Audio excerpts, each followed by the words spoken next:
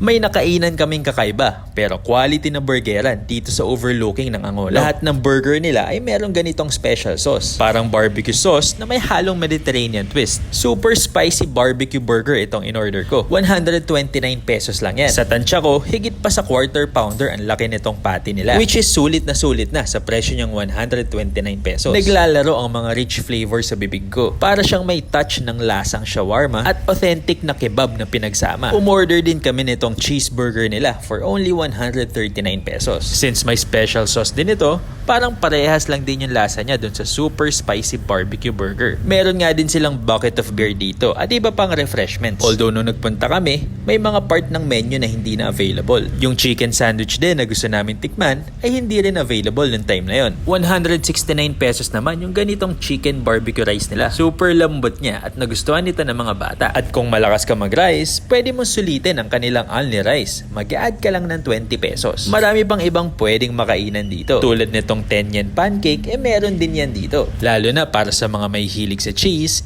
perfect sa inyo tong pancake na to. For only 99 pesos, may enjoy mo na itong 10 yen pancake na to. Marami din ibang flavor option na pwedeng pagpilian. Kung di mo bet ang cheese, meron sila nitong Nutella pancake na hindi tinipid sa Nutella. For exact location, search nyo lang, Over the Top Angono Rizal.